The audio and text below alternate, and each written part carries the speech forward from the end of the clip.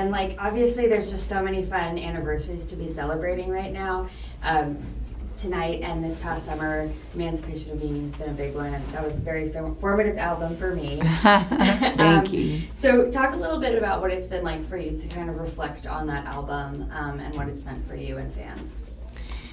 I think The Emancipation of Mimi is one of my albums that it's sort of, there were different boundaries that got sort of pushed aside. And I was really happy about that because, you know, I needed to come back apparently. And so it was a comeback album. But it's one of my favorite albums, and celebrating it this year in this celebration of Mimi was really fun because I never get to do those songs. I never do them. And this time I did. I mean, I don't know if I feel like you needed to come back, but I know what you mean. And I do wonder if, like, for you, you felt, because of that kind of, like, underdog feeling, if you felt maybe some artistic liberty and empowerment that maybe you hadn't before or something. Yeah, I feel like people were ready to re-embrace me. And, you know, how did I feel about that? I mean, I feel like the album Charm Bracelet was a very good album too, but not everybody knew that album.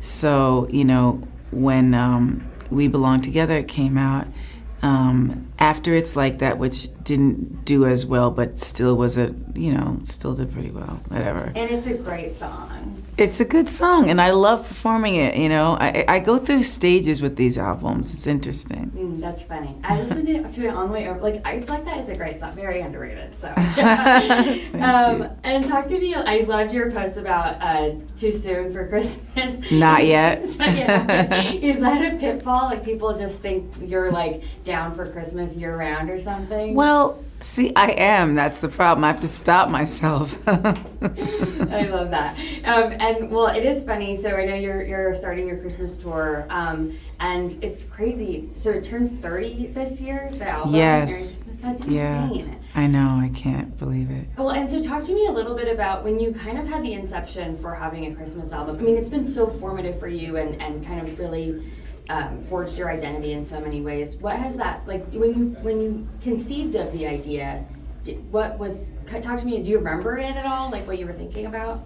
So that was the record company saying, you should do a Christmas album. And I was like, I don't know that I should at this juncture. Because, you know, I was very young and was just starting out. And I felt like people do Christmas albums later in their lives. But, you know, now people have started to do them whenever, like right at the top of their career. So, I mean, what was I feeling like? I was a little bit apprehensive, and then I was like, I love this. And I decorated the studio and just had the best time. And like, in hindsight, obviously, you really embraced it, and you were happy with that decision, even though maybe you had some reluctance initially. Yes, I'm very happy with that decision.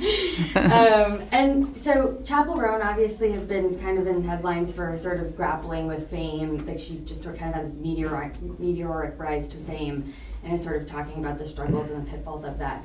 Do you have, maybe advice for younger people who are dealing with that, as somebody who's been in the public eye for so long? Well, I have been through my share of dramas, and like, it's not fun because you grow up thinking, I want to be famous, really with me, I was always, I want to be a singer, I want to write songs, but I want to be famous was right there with it, because I feel like it was probably because I didn't feel like I was good enough on my own because of the things I went through growing up. And, that's not a good way to feel, But my advice would be try your hardest to go into this industry with a love of your talent or what's really real for you.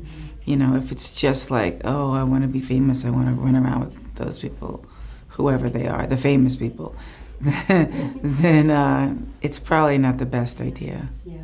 And then to wrap up, I have to ask. So do you say if a song is going to be in a movie, like of one of yours? Like do they have to ask you permission? Yes. Did you see Beau is Afraid with Joaquin Phoenix? Yes, I had to approve that. What did you think? I thought it was interesting the way they used my song "Always Be My Baby." Thought it was interesting. It was. I mean, it didn't really match with the movie, but you know, I was just being edgy by saying, you know, okay, fine. Did you have any reluctance?